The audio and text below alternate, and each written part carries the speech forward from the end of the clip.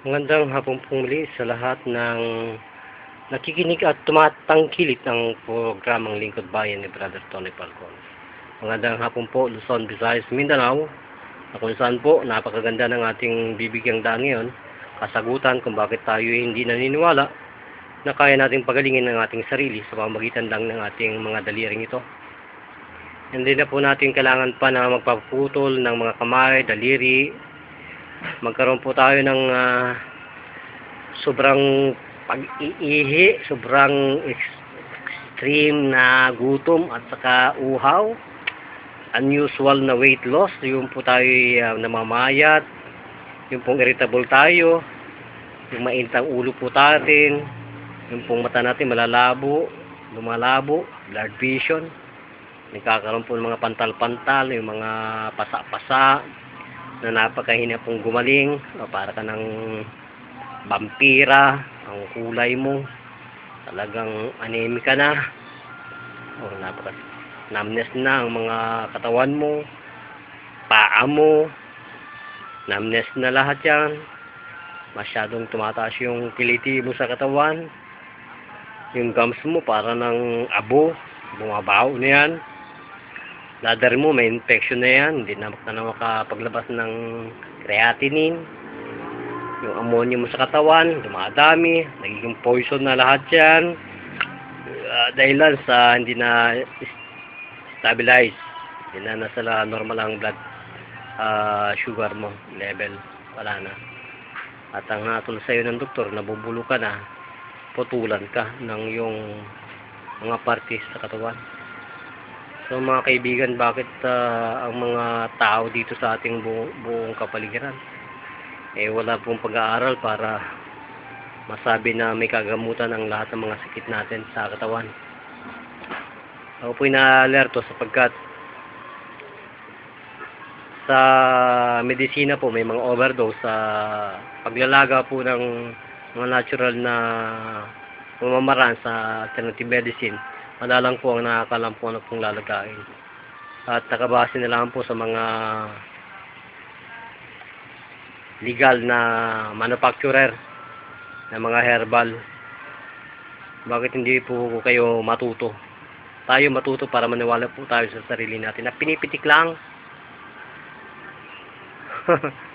Dapat po natin malaman yung mga vital impulses, vital gland, vital organ, vital impulses, na nagdudulot po ng dagliang kagalingan, quick cure na tinatawag. Dapat po i-cure ang ating pansinin, hindi yung dadalawin ko ang isang pamilya na may alka ng mga doktor sa lantaka, lapit ka ng putulan ng kidney mo, ang yung mga ancestor, dalbasong doktor, ang tinatanong mo sa akin, bakit hindi naka-explain ito sa buhay ng mga ninuno natin? Ang sasabihin ko lang po, sila hindi nagkaroon ng sakit ng ganyan. Yung sila isinilang. Hindi po sila pinarusahan ng Panginoon para maging talubasang doktor ng kanilang buhay at kanyang katawan. Ngawa na ngawa ang mga ancestor natin noong unang panahon, sapagkat yun lang ang kalaman nila, nasa libro lang. Pero yung interpretasyon po ng panggagamot, wala po sa kanilang utak at puso yan. Yan po ay nasa kalooban ng Panginoon. Na kung bakit ikaw ay nagsuffer nung ikaw bata pa, na magkaroon ka ng lahat ng 370 sickness, ay mapagtagumpayan mo at pag-aralan mo. Live yan sa buong buhay mo. Kung bakit ka nagsasalita. Yan po ang nangyari sa akin. Brother June. Kaya yun, nung nakatikim ako ng hising ng master ko, hindi po ako nagdalawang isip na tanggapin yung hising niya. Isang oras po ako hindi makahinga. Kaya kung ito po ang magiging tinatawag natin na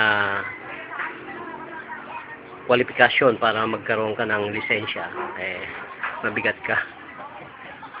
Yung recognition days po ninyo, yung ceremony ng pag-aaral dadaanin sa ganitong pamamaraan.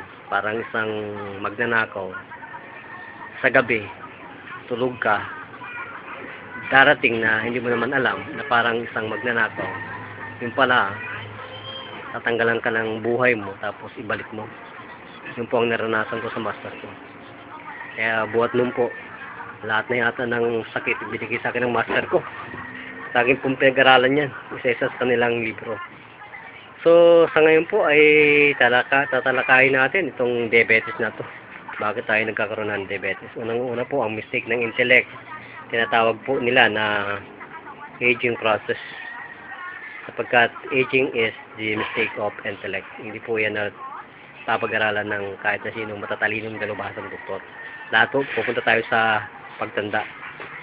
So may tinatawag po tayo na diabetes mellitus. Type 1 po yan. Yan po ay karanasan na nangyayari sa mga bata pa ng mga tao. So, requires po yun na magkaroon ka ng regular insulin injection. Yun po ang type 1 diabetes. Yung pong type 2 diabetes, ayun po sa mga tumatanda na. Talagang older ka na. Pangit na ikaw. At sinasabi po dito, pwede po itong makontrol with proper diet. O, yun pong huwag tayong kumain ng mga bawal. Mga matatamis para po makontrol to. Control lang po ng mga sinasabi ng mga ninuno natin, ng mga dalubhasang doktor dito sa ating bansa at sa buong mundo. Wala po silang sinasabi na karatiin mo lang, taekwondo mo lang, gagaling ka. Wala pa po ako naririnig niyan. Pagkat narito pa ako dahil concerned ako para mabigyan ang edukasyon ng mga mahihirap na tao. Na sa pamamagitan po lamang ng pagpitik, tadyak, pants lang po o ipakyaw mo yung sarili mo, gagaling ka. Hindi mo na kailangan ng doktor. Sapagkat ikaw na po ang doktor. Yun po ang pinapalabas namin dito sa aming paglilingkod sa bayan.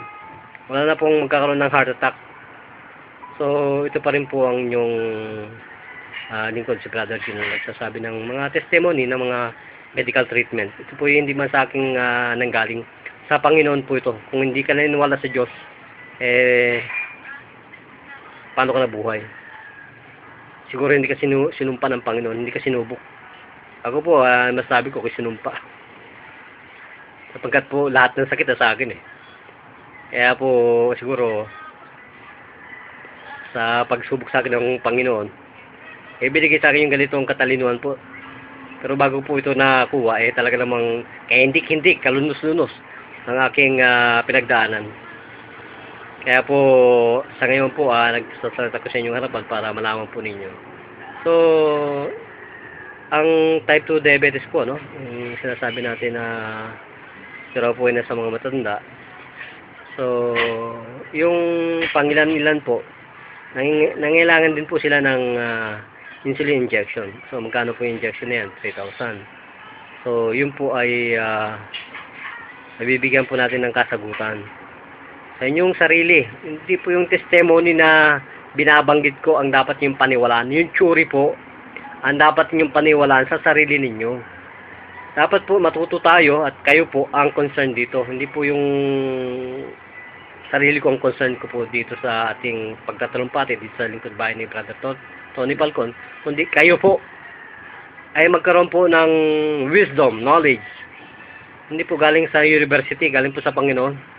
Sapagkat ito pong sinasabi ko, hindi po ito talaga napapag-aralan ng siyensya, ng medisina. So, para po ma-avoid dyan, pangalawa po, yung type ng diabetes, yung gestational diabetes, kung saan ang mga nanay na buntis, hindi nila alam na sila pala ay nagdadalang tao, yung pala, meron pala silang problema. Yung po pala, sa kanilang pagbubuntis, meron po sila palang gestational diabetes.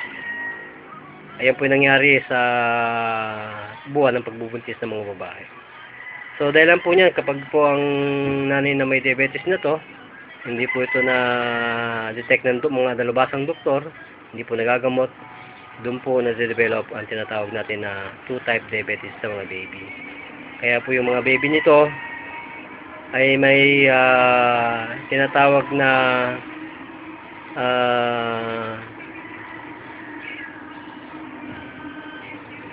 tinatawag po nila na magiging isang problema sa kanilang pagsulpot dito sa mundo. Pag sila po ay sinilang na, ay magkakaroon po sila ng very low glucose level. at birth. Yun po ang kanilang dadalhin habang buhay na pagiging obesity, mataba sila, at saka po yung kanilang breathing problem, nandiyan po 2 type diabetes po. Kaya po lahat ng mga symptoms at saka complication na sa kanila na po. So yun po lahat ang magkakaroon ng interaction sa kanilang buhay. Kawawa. So kailangan po pupunta tayo po doon sa pamamaraan. So kailangan po natin, pinipitik lang natin yung ating tuhod, lahat po ng katawan natin, ng mga vital organ, vital pulses, vital glands na tinatawag natin. So kung saan yung mga disorder na to ay atin pong may tama. Ito po, unang-una dito yung function ng adrenal gland na tinatawag, o kilala sa tinatawag na suprarenal. So mga kaibigan, ito po ay nakakabit sa tuktok po sa top ng ating kidney. So ito po rin ay tinatawag na renal medulla na tinatawag po. Nasa inner part po yan. Kaya yan po ay napakahalaga na malaman natin kung nasaan po yung kanyang location. So yung outer parts po nito, ang tawag po doon yung tinatawag na adrenal cortex. So yan po, nagsiseparate yung function po ng endocrine gland. Kaya kapag nasyambahan mong mapitik yung impulses nila, para na rin pong natouch nyo yung endocrine glands ng ating human body. So sa pamamaraan po ng adrenal medulla po na tinatawag, ito po yung nagkakaroon ng napakalaki po ng porsyento ng hormones adrenaline na tinatawag, also known as epinephrine na tinatawag po, na kung saan napaka-importante po nila sapagkat po ang mga may diabetes, yan po ay very stressful. Kala mo nakikipagpatayin sa Mindanao, kala mo napaka-vigorous yung kanilang activities. Yun po, nire-release ng adrenal medulla ang ganitong klase ng hormones. So sa ganito pong pamamaraan, kung kaya po natin pitikin yan, yun po ay nakakonekta sa tinatawag natin na sympathetic division of the autoimmune system, autonomic nervous system. Kasama na pa rin po yung tinatawag natin na immune system.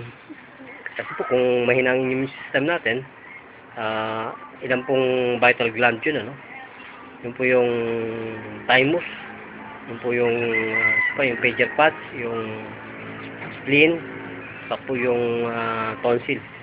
So kung kaya po ninyong pitikin yung impulses niyan, so palagay ko po, nasisiguraduhin ko sa inyo, bago dumikit pa lamang po sa inyo ang sakit na to, yung hypothalamus po natin sa ating utak, iti-trigger niya itong adrenal gland na to via sympathetic division of autonomic nervous system, para mag-secret po ito ng lahat na klase ng hormones na talagang may bibigay daan para po magamit natin ng tama ang ating asukal sa katawan. So yung hormones po natin na tinatawag natin, so babalik po tayo kung paano ito ma-breakdown itong glycogen. So yung glucagon, kailangan mong malaman kung nasaan yan parte sa impulse ng pancreas. Yung ba, alam mo? Mga kababayan, hindi natin alam yan. Kaya dapat po natin alamin. So sa pagtatalakay po na to, once na ang glycogen po ay na-convert na as to glucose na po nasa liver area. Po? So yung glucose na po niyan at saka yung fatty acid, pwede na pong magamit natin na maisama sa bloodstream para maging pong quick source of tinatawag natin na adenosine triphosphate, ATP, para po mag-increase yung ating katawan ng metabolic rate na tinatawag. So yung pong mga requirement ng good physical body, yung pong insulin, environmental cells fluid natin, magkaroon ng level, balance, yung pong ating heartbeat, yung ating blood pressures, maging nasa level po yan. Pero sa panahon po ng ganitong tayo po ay binabasag natin yung ating ATP na tinatawag, ang mangyayari po sa puso natin, sa blood pressure natin, baka kayo po ay ninervisyon dito sapagkat yung po ang pamamaraan para magamit po natin yung glucose at saka yung fatty acid po. Nasa ating mga kalamnan, yun po yung muscle cells na tinatawag. So, yung blood flow po, magdi-decrease to internal organ hanggang sa skin po yun. Pero yung pong sa muscle cells, mag-increase po yun. Kaya kung minsan po pag sa treatment natin, mapapansin po natin na parang nilalamig tayo. Ayun po, pumupunta po ang lahat ng dugo natin nasa outer, sa inner po yan. Para po itapon yung mga carbon dioxide. Tinatapon po yan. Yan po ang ibig sabihin yan. So, kung gusto po niyo, basahin ko yung yung statement po sa English. Ito po yun. The lungs take in more oxygen and get rid of more carbon dioxide. So, tama pala ako. Kaya pala pag sumuntok ko ako, pag sumusuntok po si Brother Jun, talagang yung mga carbon dioxide, carbon monoxide, tinatapon po yan. So, acid-base balance po lang yan. So, sa pamamagitan po ng ganitong pag-aaral, dapat po natin malaman din yung adrenal cortex na tinatawag. Ano ba ang function nito sa ating katawan? So, ang function po nito, isa lang. Nagsisecrete po ito ng hormones na tinatawag natin na mineralocorticoid hormones. Mineralocorticoid hormones. Na kung saan po, nire-regulate nito ang concentration of mineral electrolytes. No? Sa babae, pag nagbubuntis, nagagamit nila yan. Kaya lagi sumasakit yung kanilang mga hita. Kaya napaka-importante po niyan na malaman mo kung ang hormones na to, ito po ay responsible din po sa pag-regulate ng konsentrasyon ng isa pang importante po na hormones. Ito pong tinatawag natin na aldosterone na tinatawag. Aldosterone na tinatawag. Ito po yung nagre-regulate ng potassium sa sodium sa katawan natin. So, ito po yung sa excretion by the kidney. So, kailangan po yan na ma-regulate, magkaroon ng charging potential yung mga sodium na yan. Hindi yung ma-overpower mo ang sodium, mahirap po yun. Ma-overpower mo nung potassium, mahirap po yun. Kailangan po nasa state of physical balance ang lahat ng fluid na yan, ang lahat ng mga hormones. So, dito po sa pag-aaral natin, dapat po rin natin malaman yung tinatawag natin na middle layer of adrenal cortex. Ano ba yun? Yung pong cortisol.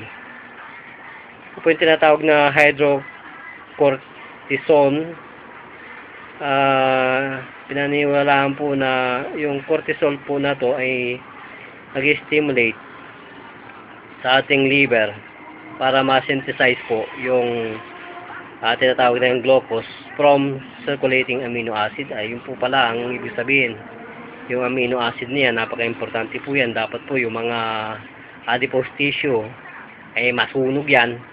Yung mga adipose po yan, yung mga enerhiya na yan, dapat po ma-breakdown. Yan po yung fats. Para po ma-convert siya into fatty acid. At kung saan po, yung mga proteins din po at sa amino acid kasama po nilang ma-dissolve. Ay napakahalaga po ng ating lahat po pala ng ating mga burluloy ng ating katawan. Kailangan po talaga masunog. Paano po yung susunugin kung hindi mo alam i-touch itong vital organ ng adrenal or suprarenal gland na pinaniniwalaan na nasa tuktok ng ating kidney? Yung po lang po pala, kailangan pong nating malaman yun kung paano natin mapuntereo yan sa ating pag-aaral ng judo. Kaya pala, mag-aaral ka muna ng judo para tingin pa lang na puntereo mo na, para kang si Batman, para kang si Spider-Man, tumatagos, o kaya si Superman, tumatagos po sa buong katawan yung mata mo. Na lilaser po ninyo, para bang na-x-ray mo yung katawan ng tao. Parang ikaw na yung MRI or CT scan. Yan po yung technique ng sinasabi ko sa yung use quang therapy. Na kung saan po talagang pinagtutugumpayan natin na talaga itong mga glucagon na to magamit ng ating liver. Apo, ito yung hormones na to para hindi po ma-stuck ang mga glycogen dito. So, napaka-importante po na malaman natin yung mga vital gland na to para tayo po ay maniwala sa Diyos. Kung hindi ka po naniniwala sa Diyos, nag-aral ka pa ng medisina kung hindi mo naman na gagamitin ito sa mabuti. Mga kababayan, sapagkat kung hindi po natin ito mapapag-aralan, kasama po dito yung ating hormones na tinatawag na androgen. Ito po yung sa sex capacity ng mga lalaki o kahit na sa mga babae. Kung ito'y bababa ang amount ng androgen, ay baka hindi ka na po makasiping sa ating asawa. O kung marami mong asawa, baka magkaroon ka na ng wala ka ng sex drive sa iyong katawan. Para kang si President John F. Kennedy, nag-suffer sa Addison disease. Yan po. Pinaniniwalaan po itong sakit na to. Magkakaroon ka po dito ng bronzing of the skin. Ito po ang symptoms ng sakit na to. At saka po yung other symptom nito magdi-decrease po yung blood sodium natin, low blood glucose, causing fatigue and dehydration and low blood pressure. Ano mangyayari sa'yo kung gano'n na po ang mangyayari sa'yo kung hindi mo alam? Pitikin lang sa isang saglit. Minuto lang pinag-uusapan natin dito, kabayan. Ay kaya mong pagalingin ng isang may sakit. Kailangan po alam ninyo po yung ginagawa ninyo. Sapagkat nung ako po ay nagkaroon ng Germa na amo, you may know what you are doing. Yun po ang requirement nila dun Kaya pag sila nagalit, sasabihin sa'yo, science hindi ko alam ang ibig sabihin science yung pala walang yaka. Ganun pala yun. Kaya kung ito po ay mananatili without treatment, ito po ay pwede pong kayo ay patayin ng ganitong sakit. Kasi po yung too much secretion po from the adrenal cortex can lead to Cushing syndrome. Ano ba naman yun? Kung talagang tataas ang blood sugar mo, walang control, anong mangyayari sa'yo? Tataba ka talaga. At saka po, yung iyong tissue fluid, increasing po yan. Kakaroon ka ng flappy skin. Kaya po, dapat sana, mapag-aralan po natin ito na maayos. So, yung adrenal male sex hormones po yung production. Sa mga kababaihan po to. At pag nagkaroon ka po nito ng tinatawag natin na disorder of secretion ito, pwede pong ma-convert yung iyong katawan sa pagiging lalaki kung ikay babae. So, dapat din po natin malaman yung function ng pancreas, hormones, at saka yung disorder po nito. So, sinasabi ko po yung alpha cells, saka yung glucagon cells, kung alam mo yan, maniniwala ka sa Panginoon. Hindi dahil sa maniniwala ka, dahil sa ikaw na ikaw ay tao. Dapat sana kung ikaw ay maniniwala, dapat unang-una pinarusahan ka ng Panginoon na magkaroon ka muna ng diabetes. Yan po ang hamon ko sa lahat ng mga nagkakasakit. Dapat tayo nagkakasakit po, unang-una, talagang mahal mo ang Diyos at mahal mo ang sarili mo, dapat malaman mo kung paano mo pagagaling ka ng Diyos. Hindi ka aasa sa iba. Pagkat anong dahilan para umasa tayo sa iba? Dapat po tayo maging doktor ng ating sarili. Dapat po malaman natin kung paano nagtatrabaho para po tayo ay magsalita lang katulad ko dito sa harapan po ng camera kung bakit tinatalakay ko itong mga gatong buhay. Ito po yung glucose storage and conversion in the liver as a resource of energy from the body. Ito po ay scientific po na hindi nagagawa ng kahit na sinong dalubhasang doktor.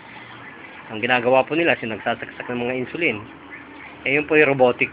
Kung gusto mo namang maging robot ka, maputulang ka ng kamay, paa, mata, matanggalan ka, palagay ko, maniniwala ka sa sarili mong katalinuhan. Yun lang pong hamon sa atin Hindi po ako nanghahamon ng masama sa tao. Ang hinahamon ko, maging matalino ka, maging katulad ka ng ating dakilang Panginoon. Kasi ang katawan natin, ay dapat nating mahalin sapagkat tayo ay kawangis ng Panginoon. Yun po lamang ang napakagandang pagtatalumpati ko na may bibigay sa ating agendang ito ng Lingkod Bayan, Brother Tony Falcon. At muli po, sana po atin pong mapag-aralan kung paano talaga pinipitik para po itong mga amino acid na ito, yung mga proteins na to sa liver natin ay ma-synthesize para magkaroon ka ng healthy glucose. Yung mga fats po na to ay ma-breakdown rapidly sa pamagitan po ng pitik lang ni Brother June. Kayo rin po, pwede po kayong pumitik. At kaya lang po, kailangan ninyo mapag-aralan po yung mga vital, fatal consequences, mga contraindication na sinasabi ng mga nalubasang doktor na kung saan yung mga failure of vital organ, heart, lungs, pag yan po yung na-trigger mo, nagkaroon po ng obstruction yan, mga tinatawag na natin constriction, biodilation, vasoconstriction, pag yan po ay nagkaroon ng problema, dapat po pitikin lang ninyo. Huwag na po kayong gumamit ng tinatawag natin mga old style, kung CPR, cardiopulmonary resuscitation na tinatawag. Wala na ho yan, obsolete na po yan, ako pa nagsasabi sa inyo. At huwag na po kayong pumasok sa tinatawag natin lowering of blood pH na tinatawag pong acidosis, at delikado po yun. Tegok po ang ating kalalabasan yan, leading to dehydration. Sapagkat kung meron po kayo niyan, yung ating pong blood level are too high and the kidney produce large amount of urine, contain high amount of glucose, mera po yun. Pag naubusan kayo ng glucose sa katawan, patay ho kayo. Magkulang kayo ng asukal sa katawan, patay din ho kayo. So, yun po ang mga vital na sinasabi natin.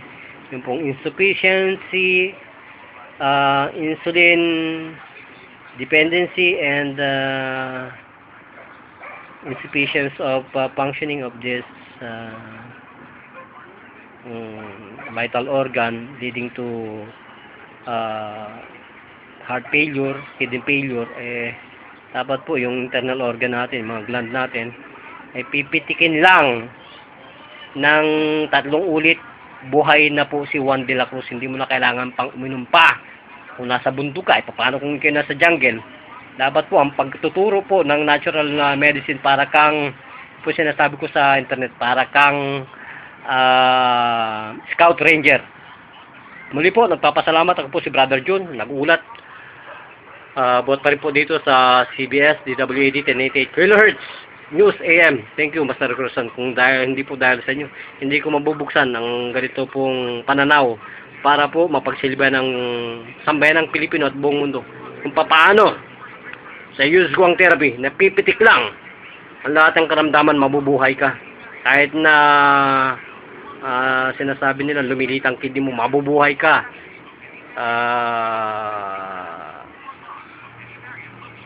Sino ba itong SAP na to? Sister, SAP ka, pero hindi ka nagawang pagalingin ng iyong mediko. Sa pinitikta lang, nagustuhan mo. Kung hindi kita nagustuhan hindi mo ako nagustuhan, baka sira na ang beauty mo. Yung pa rin po ang sinasabi ko sa inyo, mga kababayan. Ako po yung nagbibigay pugay sa bansang Pilipinas at mapakinggan ng buong mundo ang sinasabi ko, para wala na pong mamatay at mabulok na tao sa diabetes. Ito po yung power ng mga glands, saka internal organs, saka impulses. This is Yuzhuang therapy po. Sumasaludo sa sambayan ng Pilipino. Bye-bye. Thank you, Master Cruzan.